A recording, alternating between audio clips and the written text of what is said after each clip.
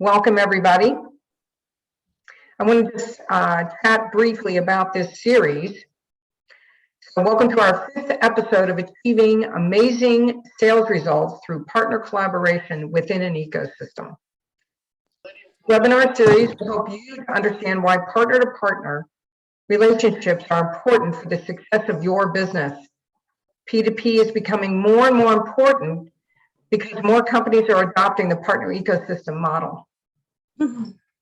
Today, we will discuss Deliver with Partners, and that is step 4 to faster sales, bigger deals, and higher close rates. In subsequent webinars on October 25th and November 30th, we will drill down on specific topics such as managing ongoing customer success. Look for the webinar invitations and info on LinkedIn.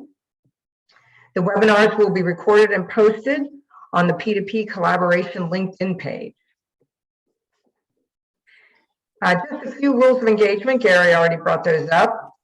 Attendees are encouraged to join the roundtable discussion. Yes, please. Use the reactions feature, raise hands, to indicate you would like to speak.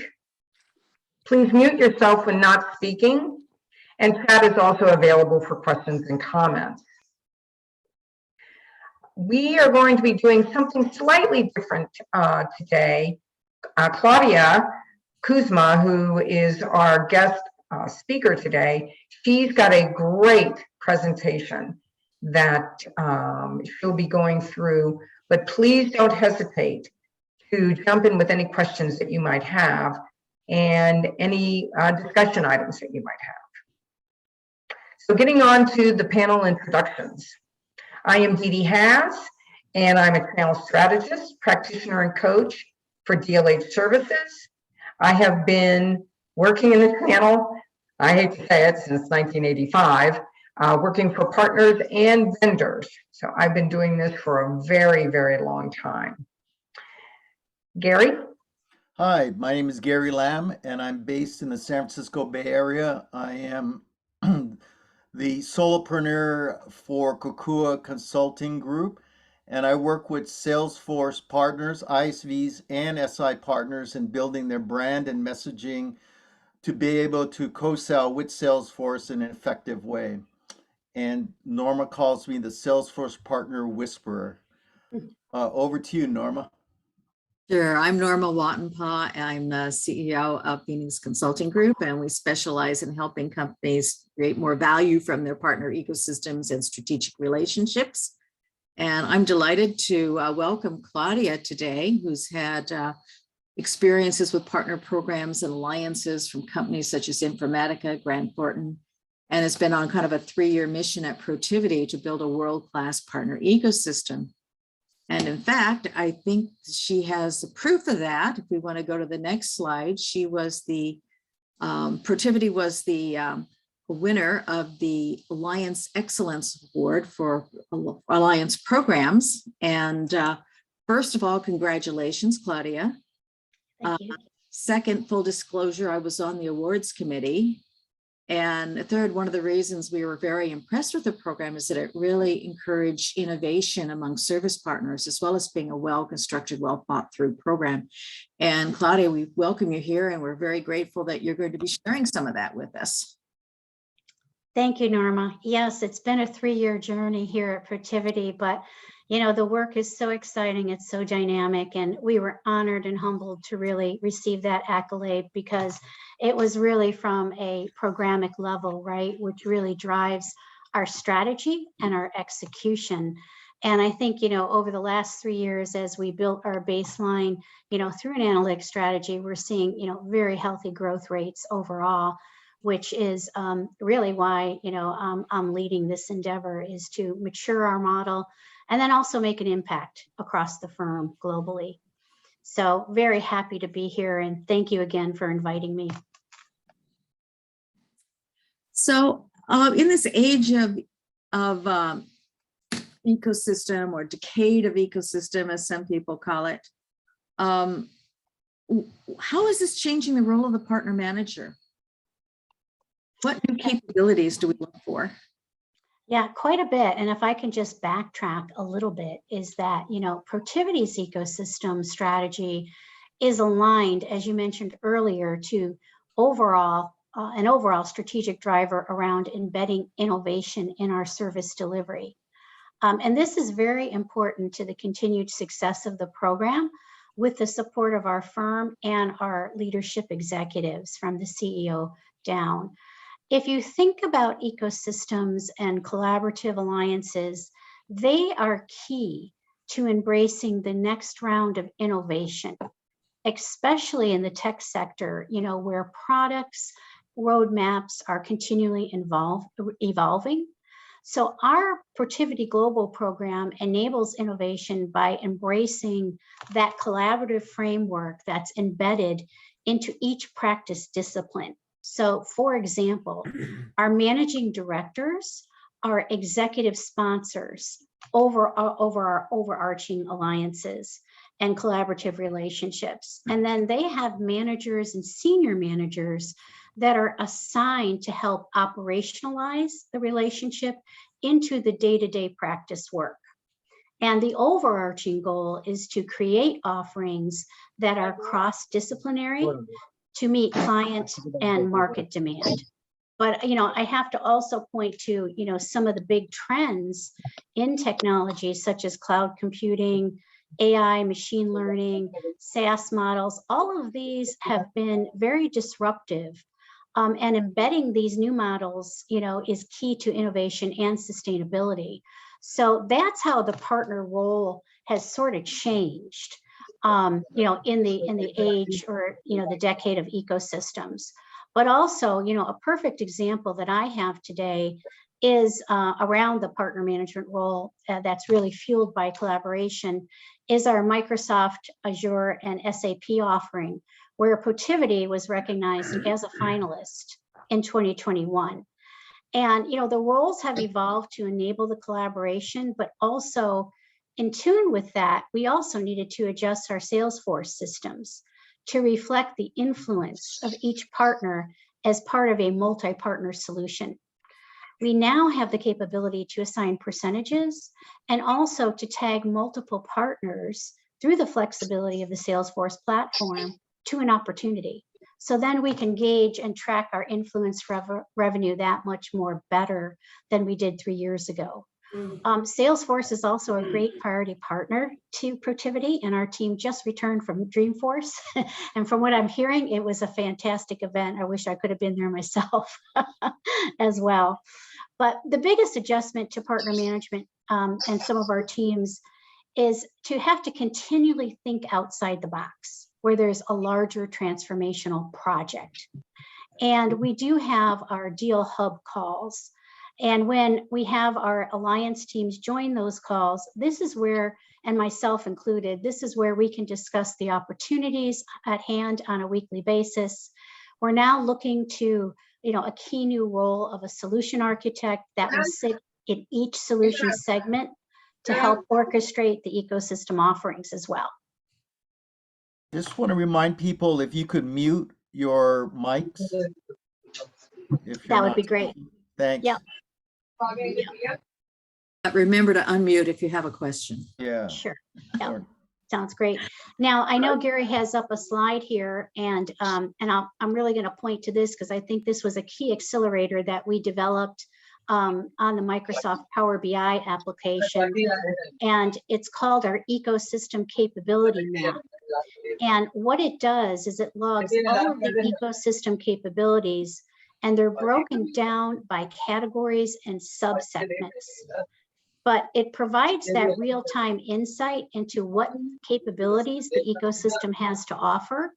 But it also helps our teams drill down into a specific offering with direct links for outreach to each of the Alliance team members that are around these capabilities.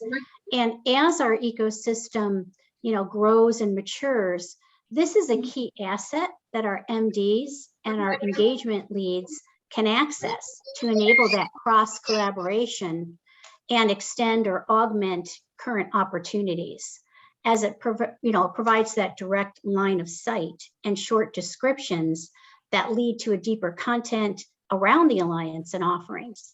And it's also filterable. So again, a great reference point at their hands that they can access. It is a Power BI application. So as we add new partners into our ecosystem, we can quickly get them up into our capability map. And in phase 1, we have everything logged across the US. Phase 2 is really going to break it down by global geography, so that there's real world insight into each of our relationships. And then also all of those assets and accelerators that we have created that our firm can leverage in a given opportunity. So lots of exciting things happening. As I mentioned earlier, Norma and team today, it's very much dynamic work, but we're always, on that creative cusp of really providing not only analytics, but deeper insight around our ecosystem across the firm. So a reminder, if people want to ask questions, you can chat or raise your hand, and we'll continue on. If there's any questions, please let us know. All right, next slide, Claudia. Yeah, I know that Norma had a question around the key rules of engagement when we're delivering a multi-partner solution as well. And this is sort of, we'll get into, some of the other aspects of our ecosystem playbook and our alliance briefs. But, many times the rules of engagement flow through our engagement managing director, who provides the oversight on the overall account strategy.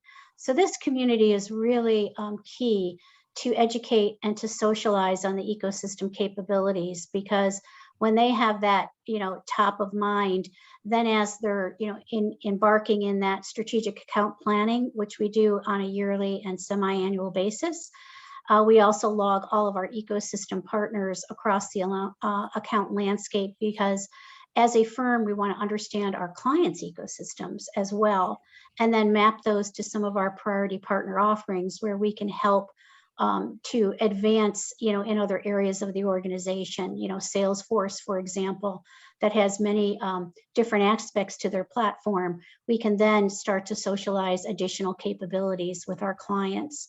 But the collaborative framework really allows for each solution and segment to suggest the best technology to meet the client's requirements. And as I mentioned earlier, there's also regular deal hub calls to discuss larger opportunities and make recommendations on additional partner offerings, as I mentioned. And that's sort of where our ecosystem playbook comes into play, because we organized it around each of our ecosystem's major growth drivers, both from an industry and a solution perspective. So we have our solution leaders across each area aligned to Protiviti strategy. And then we also have our industry leaders that are collaborating globally. And when we organized the playbook, we wanted to really look at what are the growth drivers that are going to be driving the business in 2022 and beyond. We're in the tail end of our cycle for 2023 planning strategically. So we'll be updating this and refreshing this ecosystem playbook as we finalize those plans. But it really gives our firm insight into, okay, what are the areas we should be talking about to our clients? And then what are the ecosystem offerings that we have that we can then map back to their ecosystems and make, some recommendations or do some additional discovery around areas of need and probe that further. So just a very handy reference guide, because when you're working in a advisory and consulting organization, as you all know, it becomes very matrixed, right? And not only do we have solutions, our technology consulting arm is one of our fastest growing solution arms, but it has many segments underneath it. So it becomes very matrix very quickly. And to be able to condense and consolidate that information into a reference point, which then leads to the deeper content that can educate and inform our engagement and managing directors leads, that really helps, because this is always changing. It's always being updated. We're always adding more solutions. There's always new IP and new accelerators that are being developed. I just got off a call with another vendor today where we have a newer ESG offering that, we're going to be partnering, we're the preferred implementation partner in the European region. So as I mentioned, always new things coming up, and that's where we leverage these types of assets to help socialize and inform the broader community.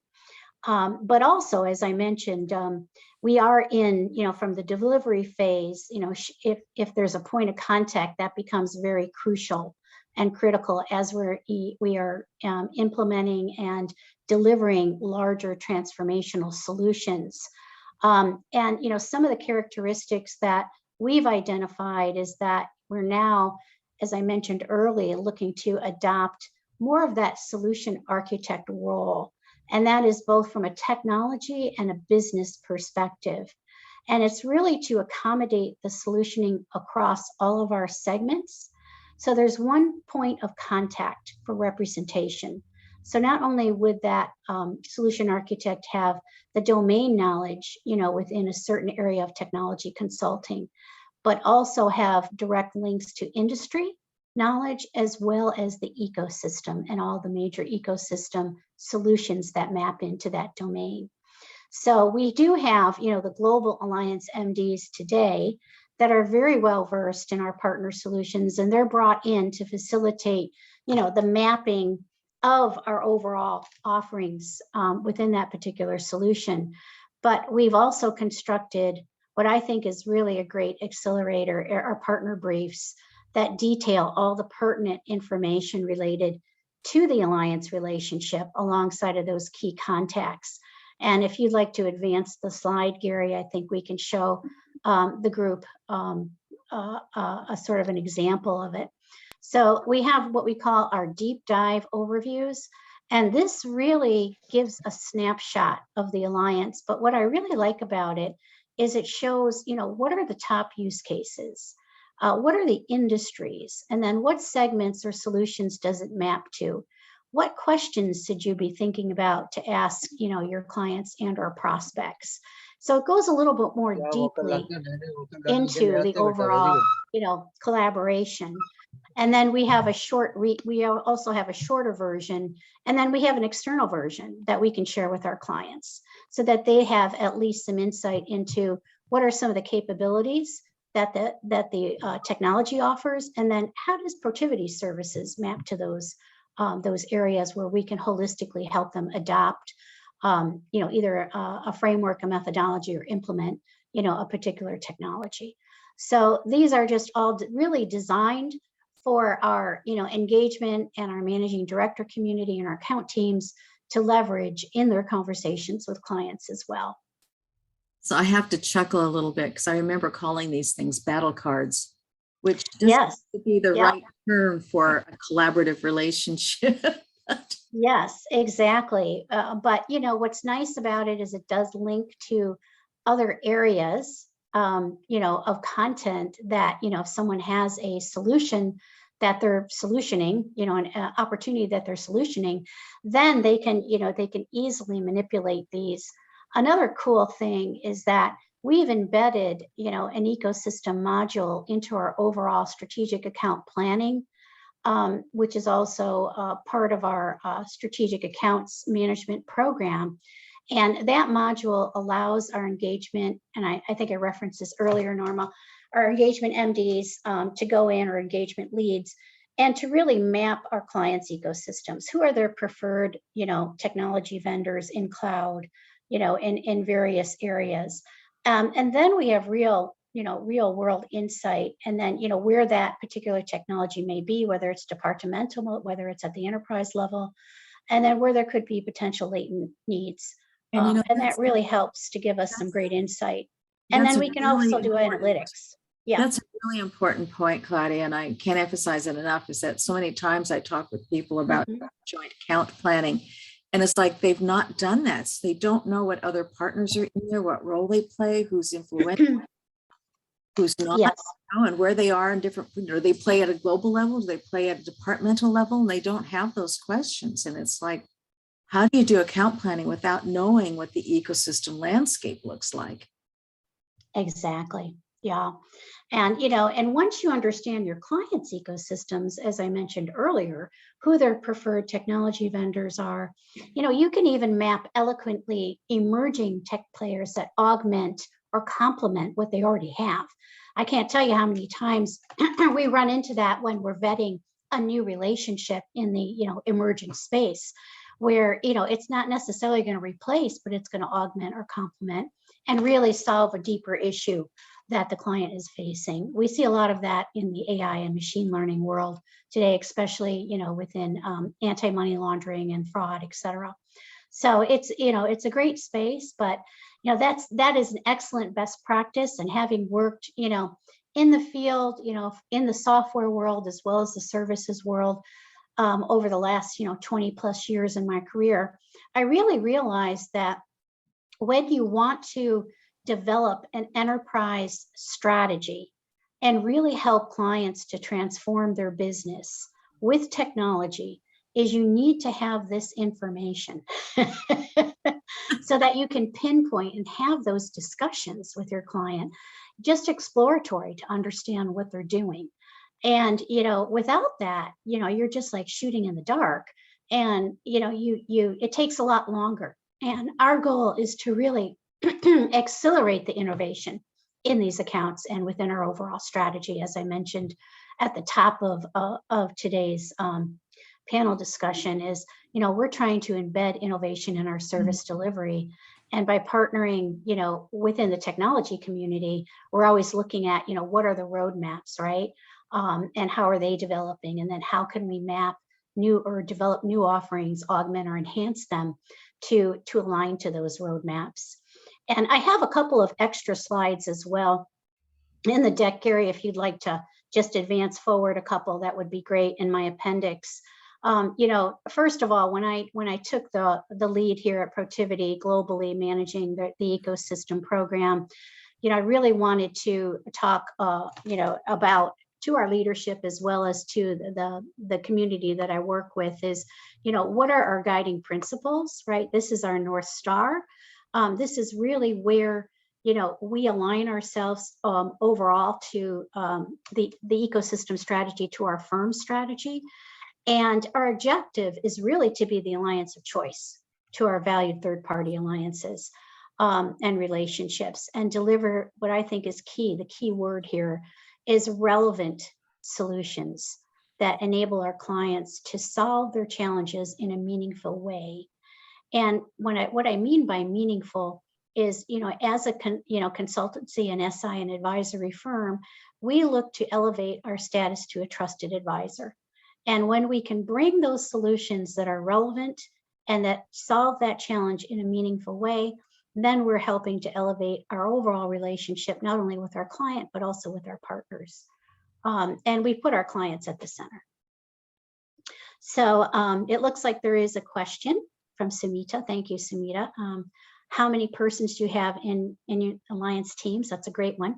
So, we have a tiered system here, and that's really just because we need to understand how to allocate our resources.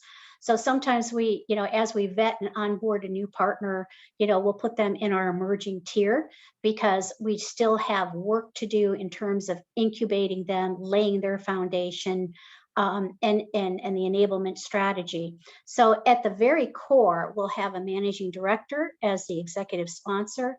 And then we will have either a manager or senior manager assigned as the day-to-day manager of that relationship that will oversee the operations. And then also help to evangelize that solution across that solution segment or overall, depend on where it's mapping, globally, et cetera. And we're looking at a new champion framework, which many of our priority partners are leveraging today, where we have representation in each geography and office for that alliance.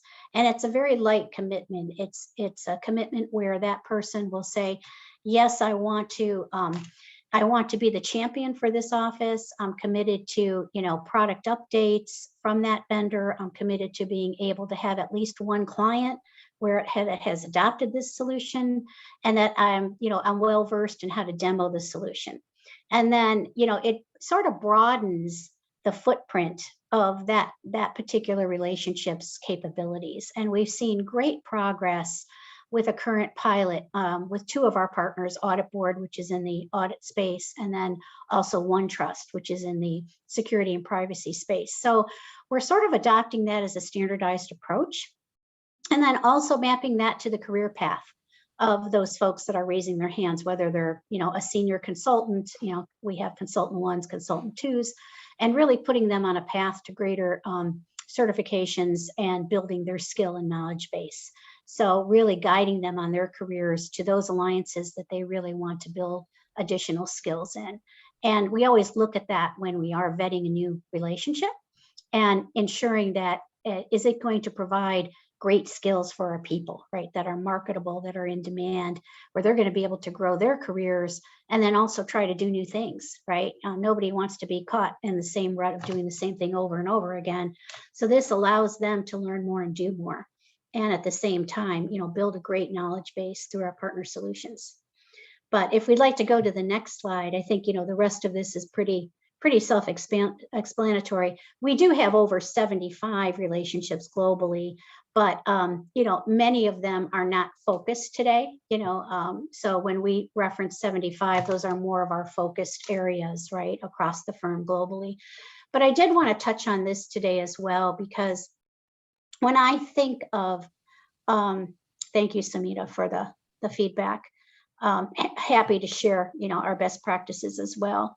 But when we talk about our entire ecosystem, when I, speak to our executives, not only on the Protiviti side, but also on the Robert Half side, because we are a subsidiary of Robert Half International, which is the global staffing conglomerate, and we'll touch on that in a further slide. But we talk holistically, right? This is about strategic technology. It's about our vendor tooling, all the tools that we utilize in our toolkit to deliver our services to clients. The universities that we're partnering with to develop more deeper IP in the areas like quantum computing and AI and machine learning and blockchain and crypto. And then now looking, very seriously at metaverse. And then our industry affiliations, and then also our nonprofits. So we actually won an award for our Eye on Hunger program. I believe that was in 2020. With ASAP, because we're providing meals worldwide and really enlisting the support of not only Protiviti internationally, but our clients. They come into our events to meal pack, and it's really making a great impact on the community level as well as at global scale. But that program was really developed to address the deeper issue of hunger and how an organization can come together and help solve that in a very collaborative way. So I just wanted to, share my insight here on how we're approaching this. And again, this is the Protiviti business model. So these are areas that, we look to really grow holistically as part of our overall, ecosystem strategy and our, strategic growth drivers for the firm. Claudia, we have Slide. some smaller partners on the call, and I'm wondering, what would you say to those partners that are beginning this journey, and what are the top 5 things that you would say to them in terms of beginning? Because there's a lot of information here, Mm-hmm. and if you want to distill it down to some of these partners that don't have the resources or the budget to implement all of this, what is your recommendation? Yes, and I sort of came into that as well, even though Protiviti is, and Robert Half are, $1 billion firm, right? And we can go to the next slide, Gary, because I think this will help somewhat for those smaller partners that may even be looking to, to embark with a larger SI, right? And really, grow their business with that partnership. So, we look at the network of alliances, and this is a great way, I think, to frame it, right? Is, we have our Protiviti, we have our alliance team, our ecosystem leadership, which is my team as well. We have our industry and solution experts, our account leadership, and then we're constantly doing market scans on, what are some of the top trends in the industry, right? And then we have our marketing teams. So if you look overall at the structure, and I realize, having worked in both startup firms as well as mid-size, as well as very large firms like IBM, that sometimes you don't have all of these resources and you do have to wear multiple hats. And I think, even in our journey here, we still wear multiple hats because we're always on that journey of innovating. And so in order to do that, you do have to collaborate across the company. But I think as a smaller software vendor, for example, coming in to try to partner with a mid to a large, SI, try to understand how they're structured, right? At least initially. What are the main solutions that are driving their business? And then look at where your particular offering is going to map eloquently to that. Because a lot of the big four, as we call them today, and I consider Protiviti to be a big four because we certainly have the thought leadership and just the domain expertise as well, that we can serve as clients in various areas like risk and compliance and security and privacy. And that's where our firm was really born 20 years ago. We're celebrating our 20-year anniversary this year. And, we're always looking to create joint IP, right? So if you have an idea about how you are going to solve a particular client challenge, then get within that solution area, target them and discuss that idea and see where, you can gain the support of that leader within that segment, to which to get more structure around what you're trying to accomplish, from a relationship perspective. Or if there's, if you have a lead referral program or a resell program, explaining that up front where there could be opportunities to partner together. I recently had a new firm reach out to me, and I had worked with someone in a previous life, and he said, hey, we have this client XYZ and we need some help. And it's more on the tech development side, but we understand you have a professional software services organization. So we'd love to bring you into this opportunity just to, to do some discovery to see whether we can partner and you can help fulfill this client's needs by extending our capabilities within this, certain content management platform. So, of course, we're always open to that collaboration. And now we're exploring, more of a formal partnership, but it's a very new and emerging technology. It's a smaller vendor, but great in the space of employee experience, which everybody is facing today. How can we retain and keep our employees? And, here's a great solution that puts their work in perspective and how they can leverage this portal to really get the content that they need to do their work effectively. So just a great story. And then we also have, our organizational transformation team, which is spearheaded by one of our MDs. And so we're bringing that solution to his team to sort of vet and bring to our clients as well. So you also want to look, we also look at the alliance team, the sales support, and, do you guys have a center of excellence or at least subject matter experts? And then what type of marketing you have. So at least if you have on the partner company side, those main areas or someone that's, handling those areas, and usually the subject matter expert is your SE. There's usually, your marketing person and, the alliance person that sometimes has a dual role in sales as well. But we're looking really to, build that joint IP and differentiate and also have some repeatability in the solution. There's a question here. Let's see. Great to hear that Protiviti have an explicit category for partnering with organizations with social impact focus. That's so you're taking a page. I mean, well, Salesforce has that as well. Yep. Yep. Maybe you can talk a little bit about your social impact. Yeah, there's a lot going on in that space. I think the Ion Hunger program that I referenced earlier is very poised towards that strategy within our corporate world. But Salesforce also has a lot of great offerings in that space. And we have a whole team that's dedicated to Salesforce. Salesforce also, Robert Half is also a top client of Salesforce in the staffing industry, and we've developed some proprietary IP around our staffing world and how we can better map our staffing requirements to specific clients' needs as well. And Salesforce is a key pillar of that particular strategy. And so we really enjoy working with Salesforce as being their client, and then also in an alliance relationship where we can take some of our IP that we've developed and really help to advance our joint activities together in the marketplace. So there's a lot of areas that we align around, but we also are looking very heavily around ESG, as Norma points out, and many platforms such as ServiceNow, Audit Board, OneTrust, these are all vendors in the space that have really begun to build out more holistically their ESG strategies. And what's nice is because we understand their technology and their platform, we're sometimes the preferred vendor, even in Salesforce's example, where we have a dedicated team that is working closely with our Salesforce teams and their executives to gain the traction in these areas where there might be gaps on the risk and compliance side, for example, or setting up the controls within an ESG type of program. So there's a lot of work to be done, a lot more to be done, but it's a very fascinating space.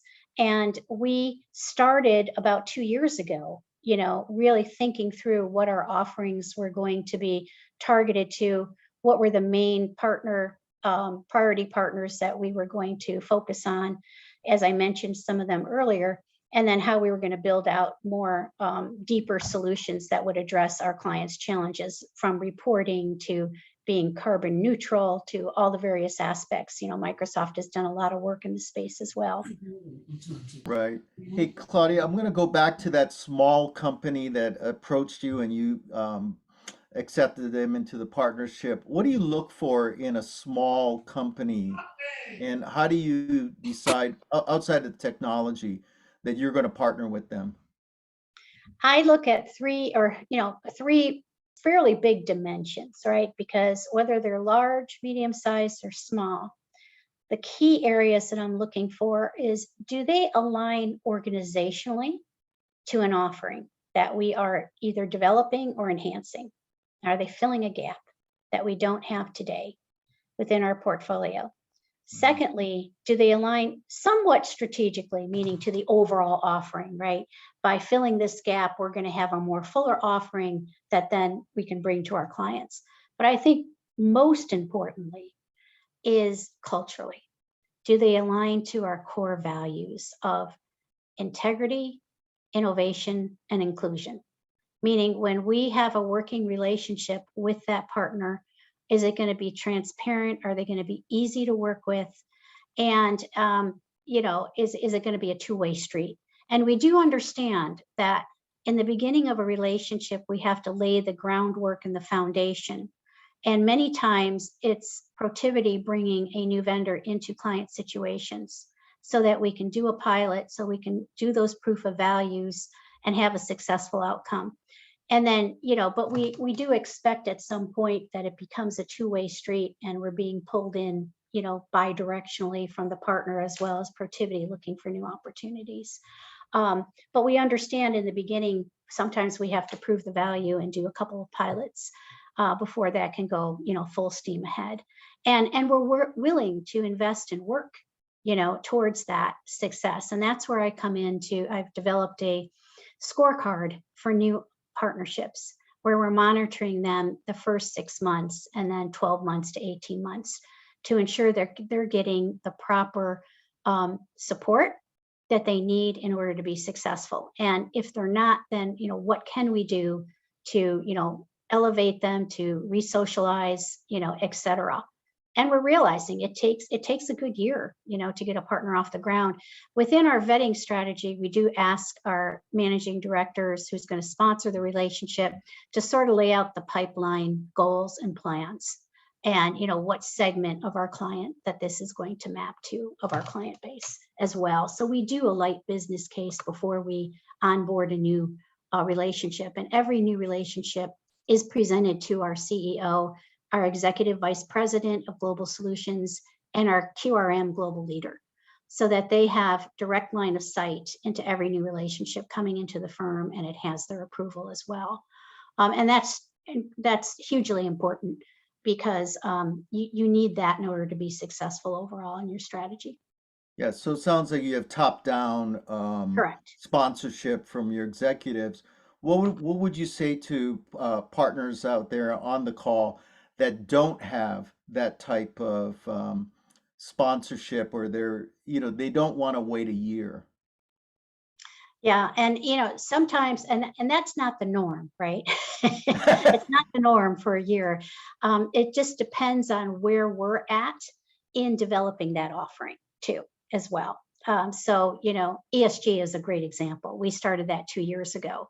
Now we have a much more fuller, robust, repository of solutions that we can draw from. So it depends on how big of an offering it's going to be, and or if it's filling a gap, right? So if it's filling a gap, like within our IoT strategy, within the medical device community, for example, which was a new partner that we onboarded last year, it's much more of a point solution versus a more cross-disciplinary solution. So we do try to really get the pipeline, in good order before we sign a new partner, at least understand what clients are being targeted for this solution and what segment and what we think the ROI is going to be. And we track that closely over the first year. Okay. But another thing I'd like to mention is, as we, formulated our analytics strategy and our baselines for our relationships, is we take a look at 2 different dimensions. And the first dimension is, and that's where Salesforce is key, because it's our platform, preferred platform that we leverage for all of our pipeline and our won opportunities. And we have it globally. So we look at our opportunity pipeline as well as our won opportunities as being key indicators of how the relationship is performing. And then we have our finance system, which we pull our fees data from. And that is more of our lagging indicator, because again, some of these projects may go over multiple quarters, especially if they're truly transformational. Then, the fees aren't going to all be delivered in one quarter, for example. So that I consider to be more of the lagging indicator, still a very important indicator, but we really leverage Salesforce on the front end to really give us great visibility globally on how these relationships are performing. And that helps our teams to also pinpoint areas of expansion globally as well, so that we can be on top of it in being proactive in enabling our global teams and sharing, our assets and our accelerators that we've developed. That's with fantastic. them. But I think there's another slide here, if you'd like to advance, Gary, that I can talk to briefly.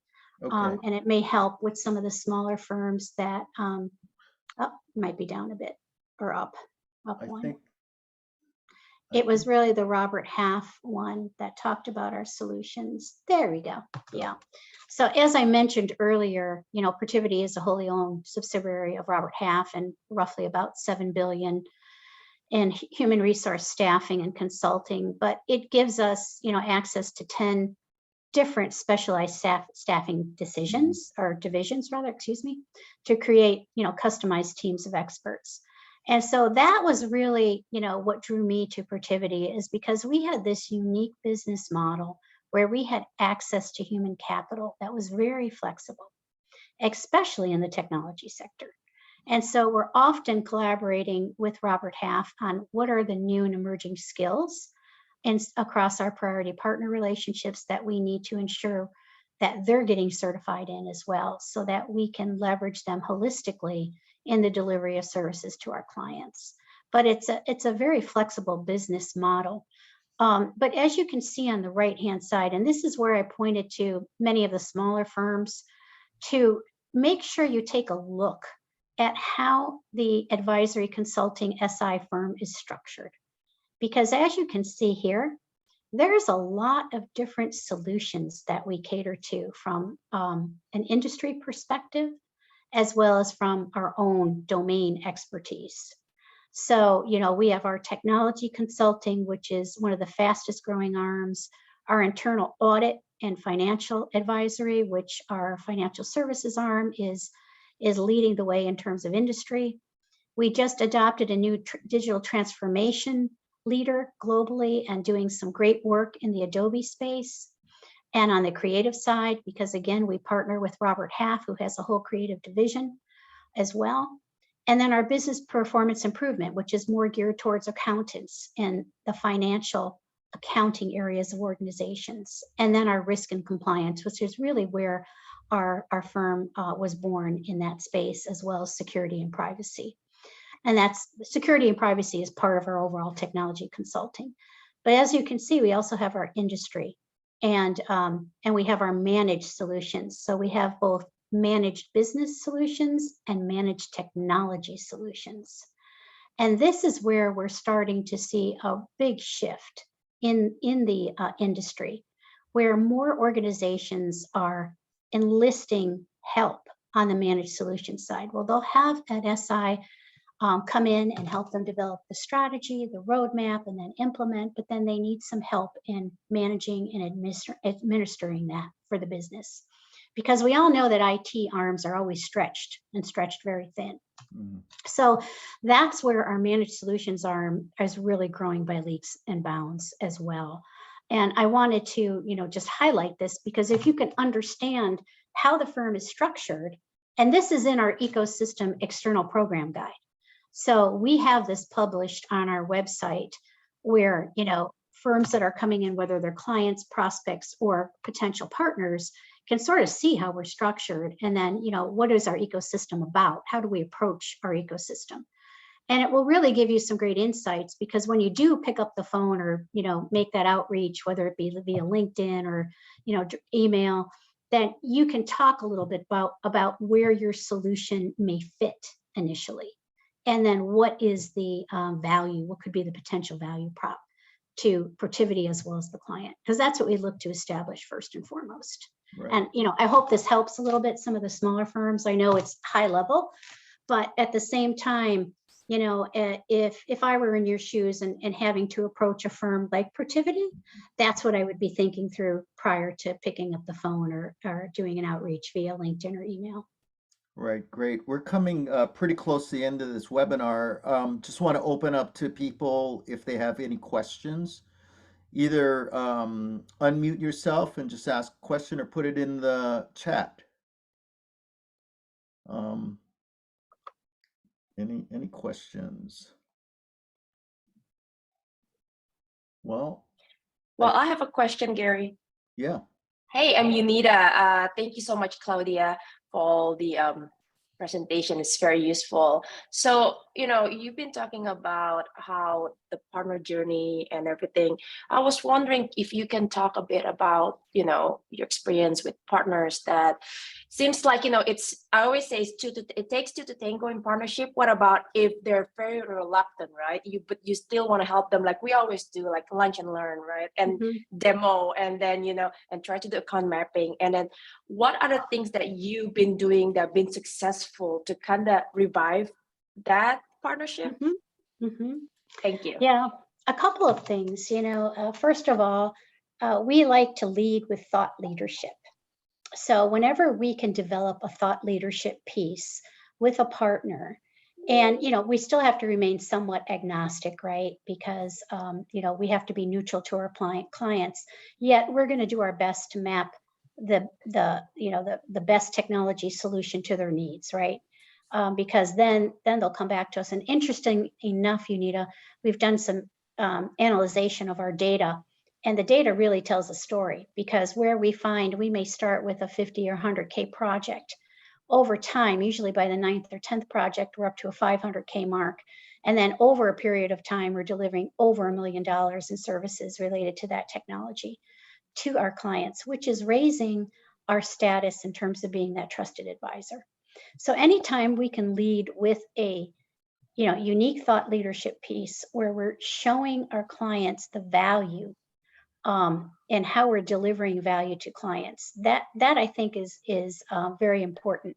Now, having shifted from, pandemic world to post-pandemic world, we're starting to see, us all getting back together in person again.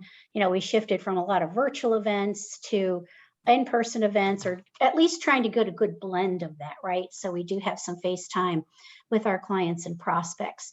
So, you'll see Protiviti doing a lot around executive roundtables and, getting the chief audit officer, the chief accounting officer, the chief information officer, or even now the chief marketing officer in to talk about, what are their challenges? What are they seeing in the digital world that's, really either presenting challenges or where they've had some success. And I really like to see partners, contributing to those types of events, because then it just really makes the conversation more dynamic, right? And many times, with a technology, as I mentioned throughout today's presentation, is there are roadmaps. That gives the vendor unique opportunity to outline areas of their roadmap that are, coming forth, because we know that that's always an educational journey, right? Where they may have adopted Salesforce, 2 years ago, and yet it has a lot more capabilities today than it had 2 years ago. So that's also our job, is to, continue that awareness, that education with our clients. So I would say, getting engaged in thought leadership, getting engaged in our panel discussions. I also really like to do regional events because they're smaller, they're more intimate. They pull together people that are, really interested in hearing and learning more. So, at the Salesforce event, Dreamforce recently, we pulled in some of our architects that could really speak eloquently to the areas that we're focused on. And that, that draws in the people that are, that are really interested to learn a bit more. So, and, to give them some very insightful, content around the platform and the areas that we provide services around, and then some success stories as well. So I would say, it's a blend of those things, and that's where we have our marketing people work with each of our alliance ecosystems. We go through a huge exercise every year to map, our ecosystems to our marketing program, so that we have a good blend of webinars, events, thought leadership, blogs, that are really incorporating, again, it's a collaborative framework, our ecosystems into our main messaging. That's great. Thank you, Claudia. Oh, you're welcome. Great question. Any other questions? We're coming up to the top of the hour. If we don't, we just want to remind you of the next, and Dee Dee, if you want to talk about the next webinar that we have. Yeah, so, Gary, if you can go to the slide prior to that before everybody jumps off. So I want to thank Claudia so much for such a great episode of our webinar series. Thank you so much. And very enlightening. And appreciate all your contributions, Claudia. You're welcome. Thank you. Thanks for having me. It was a lot of fun. And as a thank you, Gary, you got to go back. As a thank you for joining us today, Claudia is offering access to her insightful blog, An Ecosystem Approach Expands Business Potential. So there is the link there. I don't know if somebody wants to put it into the chat. I've posted the link to the event page. So if you go back, you registered, the link is there. Okay, great. Thank you. So Yeah, thank if you, I can Claudia, say for one that. thing, Dee Dee. Yep, if I can just say one thing, and I'm always open to feedback, and commentary. So feel free to reach out to me, via the blog. I think they have me directly linked. If you have additional thoughts or comments, I'm always open to them. I'm preparing for the next of this series, which is going to expound a little bit more on our clients' ecosystems as well. Great. Thank you. And to continue the conversation, if anybody is interested, get in touch with us, Norma, myself, and Gary at P2P Collaboration, and at 1@gmail.com. So Gary, now you can go to the last. And so again, thank you everybody for joining us. We have 2 more episodes of this webinar series. The next one is October 25th. That's Manage Ongoing Customer Success. And then we're going to have a recap in November. And we're putting everything together with that particular episode. So don't miss it. That'll be November 30th. And as I had mentioned before, the recordings of these episodes will be on YouTube, and there'll be a video link in the P2P collaboration LinkedIn page. So once again, everybody, thank you so much for joining us. Thank you, Claudia. And I think Abby's still on the webinar as well. Thank you, Abby, for all your help with this. And with that, everybody have a great day. Bye for Thank now. you, everyone. Thank Thank you. you. Thank you, Bye. Claudia. Bye.